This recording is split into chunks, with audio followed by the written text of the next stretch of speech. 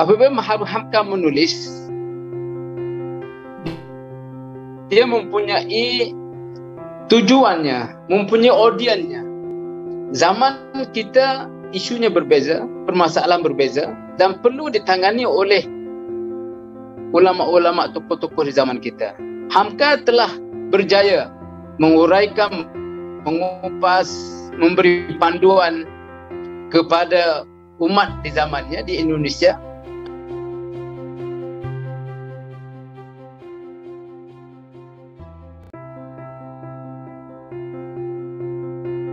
الأنبياء والمرسلين وعلى آله وصحبه أجمعين سبحانك لا علم ما علمتنا إنك أنت العليم الحكيم رب اشرح لي صدري ويسر لي أمري wahlul 'uqdatam min lisani yafqahu qawli. Terima kasih saudara moderator. Terima kasih kepada penganjur kerana memberi ruang dan peluang kepada saya untuk berkongsi perspektif dan pandangan saya mengenai penulisan dan pemikiran Buya Hamka ini. Terima kasih kepada PKIM, terima kasih kepada Triple IT, ID dan juga pihak kerana menganjurkan konferen yang sangat-sangat penting dan sangat-sangat bertepatan dengan masa. Kalau saya ingat, saya konferen yang sama pernah diadakan di kampung kelahiran Hamka sendiri, maka terlahirlah pondok Buya Hamka pada ketika itu. Kalau tak silap di masjid di Maninjau, kita masih ingat.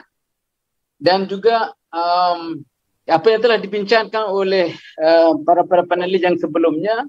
Kalau Profesor Khairuddin penulis yang terbaru, pandangan saya ini berasal kepada apa yang saya kaji sekian lama, lebih pada 20 tahun yang lalu.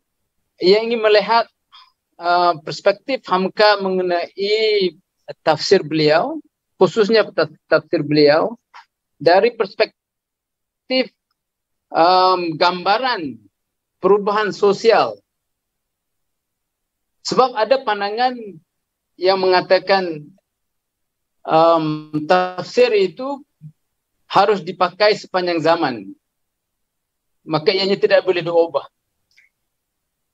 Maka di sini pada ketika itu, pada kajian ini dilakukan, saya ingin membuktikan bahwasanya interaksi ataupun interplay between di antara teks dan dalam kes ini adalah tafsir Azhar, dan konteks pada tafsir itu ditulis memainkan peranan yang sangat-sangat penting. Dan hubungannya sangat-sangat erat kerana setiap penulisan, termasuk penulisan tafsir Azhar ini dan ulama-ulama terdahulu, kesemuanya atau kebanyakannya cuba satu percubaan, satu usaha untuk menangani permasalahan semasa. Dan itulah yang dilakukan oleh Buya Hamka. Maka kita tidak boleh isolate, kita tak boleh asingkan penulisan tersebut daripada konteks yang ditulis. Sebabnya konteks tersebut bukan hanya mempengaruhi pemikiran penulis itu, tetapi konteks tersebut juga mempengaruhi latar belakang penulisan tersebut. Jadi bukan hanya penulis yang dipengaruhi oleh latar belakangnya, tapi penulisan itu juga dipengaruhi oleh konteks yang beliau berada pada ketika itu. Maka usaha yang kerdil ini dalam masa yang sangat-sangat singkat ini ingin berkongsi gambaran tafsir Azhar ini sebagai gambaran perubahan sosial. Kenapa gambaran perubahan sosial? Sebabnya apabila Hamka menulis, dia mempunyai tujuannya, mempunyai audiennya. Untuk apa? Dan tujuan apa?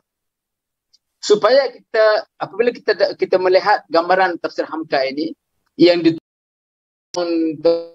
awal akhir 70-an dan awal 80-an boleh juga dilakukan di zaman-zaman kita. Sebabnya zaman kita isunya berbeza, permasalahan berbeza dan perlu ditangani oleh ulama-ulama, tokoh-tokoh di zaman kita. Hamka telah berjaya menguraikan, mengupas, memberi panduan kepada umat di zamannya di Indonesia, tetapi metode yang sama juga boleh dipakai untuk tokoh-tokoh pandai ilmuwan sekarang, kecelakaan ada sekarang ini. Jadi dalam kupasan saya nanti saya akan mengambil beberapa contoh yang dalam tafsir Hamka. Bagaimana Hamka mengupas dan mentafsirkan ayat-ayat yang tertentu dan dalam penafsiran tersebut memberi bayangan bahawasanya ianya menjawab kemelut dan permasalahan yang sedang berlaku pada ketika itu. Saya ingin mengambil beberapa contoh. Kalau sempat ya kita berapa contoh yang kita boleh lihat ya. Contoh yang pertama yang pada ketika itu yang agak hangat ialah polemik antara agama di Indonesia. Dan kita melihat dalam tafsir Azhar dalam ayat yang berkaitan dengan agama dan agama-agama lain. Contohnya surah Al-Baqarah ya, ayat yang 120, surah Al-Imran ayat yang ke-63 64, surah Al-Mumtahanah ayat 7 sampai ke ayat 9 789 dan ayat-ayat lain yang berkaitan dengan hubungan agama. Apabila kita meneliti penafsiran beliau tentang ayat-ayat yang disebut tadi, maka tergambarlah kepada kita bahawasanya kemelut yang dihadapi pada ketika itu. Saya mungkin tidak berkesempatan untuk menyebut satu-satu insiden-insiden yang berlaku yang menyebabkan Buya Hamka memberi penafsiran dan mengambil pendekatan dan juga position tertentu. Dan itu semuanya dilatari oleh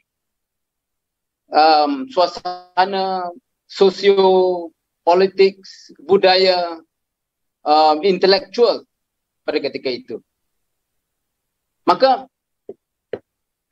kalau kita boleh rumuskan ya, pemikiran-pemikiran Hamka dan juga penafsiran dalam penafsiran beliau berkaitan dengan ayat-ayat yang berkaitan isu-isu pada ketika itu membayangkan landscape intelektual, landscape budaya, landscape politik, landscape sosial. Dan landscape ini kalau ini tidak baik, maka Buya Hamka melalui tafsirannya memberi nasihat-nasihat yang supaya memandu kehidupan masyarakat pada ketika itu. Dan contoh yang kedua, sebelum saya pergi pada contoh yang kedua ini, kita melihat contohnya toleransi agama. Dalam ayat-ayat yang berlainan, Hamka mengambil pendekatan dan position yang berlainan. Dalam keadaan yang genting, Hamka mengambil pendekatan yang berlainan. Contoh yang diberi tadi, sembahyang subuh kunut ataupun tidak, sembahyang tarawih berapa rakaat, itulah cara Hamka. Beliau mencuba untuk menangani ini secara yang harmonis. Contoh yang kedua yang kita boleh juga lihat ialah berkaitan dengan akal. Bagi Hamka, akal ini sangat-sangat penting. Ini juga membayangkan fungsi akal. Dan Hamka sangat-sangat mementingkan penggunaan akal ini. Kalau kita boleh saja cari sebabnya kenapa Hamka menekankan kepada fungsi dan penggunaan akal ini. Sebabnya pada ketika itu, pada ketika Hamka menulis tafsirnya, banyak pandangan-pandangan yang agak jumud dan yang agak historical, yang tidak memberi ruang kepada penggunaan-penggunaan akal. Jadi dalam ayat-ayat yang terkandung dalam tafsir, banyaknya Fussilat yang disebut tadi, ayat yang ke-53, dan ayat-ayat lain, ayat dalam surah At-Taubah, ayat yang 31 dan lain-lain. Hamka memberi pandangan bahawa akal itu sangat penting. Kalau tidak menggunakan akal, maka pemahaman Al-Quran itu tidak sempurna. Satu contoh yang diberi oleh Hamka ialah pentingnya pemahaman yang rasional dan juga moden dalam memahami konteks Al-Quran ini. Kalau Hamka memberi satu contoh dalam penafsiran beliau surah Fussilat ayat ke-53. Dan dia kaitkan dengan satu contoh yang digunakan Hamka ialah tentang ilmu sains berkenaan dengan atom. Zarrah disebut dalam Al-Quran zarrah. Saya kutip sedikit. Umat Islam pada masa lalu tidak dapat menanggapi atom dalam pandangan sebagaimana yang ditanggapi oleh umat Islam masa kini. Ini jelas menunjukkan bahawa kerangka minda yang berbeza akan memahami ayat Al-Quran dalam tahap pemahaman yang berbeza juga. Dia memberi contoh kebiruan langit dan kemerahan warna ros akan dimengertikan secara berbeza bergantung pada tahap pemikiran dan kefahaman seseorang. Jadi untuk kita lebih memahami Quran, sebab Quran ini ianya relevan kepada setiap zaman dan masa, hudan linnas pada setiap ketika, maka pemahaman kita juga harus di-update dan di-up-to-date-kan dengan memahami suasana dan keadaan masa ianya berlaku. Bukan hanya memahami konteks ayat itu diturunkan, tetapi kita juga harus memahami konteks kita sekarang ini. Supaya Quran itu sentiasa relevan dan sentiasa menjadi panduan kepada manusia. Di penakhiran ini, di penghujung ini kan saya mengutip sedikit. Melalui minda pembaharuan, Hamka menerjemahkan pemikirannya dalam usaha memperbaharui tanggapan dan perspektif Islam di kalangan umat Islam di Indonesia. Taklid merupakan satu bencana yang menghalang proses kebangkitan dan pembangunan umat Islam. Hamka mendorong dan menggalakkan penggunaan akal dan rasional dalam hal ehwal agama dan mempersoalkan kesesuaian setengah interpretasi agama yang klasik. Jadi di penghujung ini saya ingin menyeru, kalau kita ingin menjadi relevan. Hamka sudah meninggalkan kita begitu lama dan penulisan beliau merupakan refleksi zaman beliau. Maka Hamka baru perlu dilahirkan. Hamka baru perlu dilahirkan daripada millennium, generasi millennium, supaya isu-isu yang timbul yang membelenggu masyarakat pada ketika ini dan pada masa akan datang dapat ditangani dengan sebaik-baiknya. Wallahu a'lam. Terima kasih. Assalamualaikum warahmatullahi taala wabarakatuh.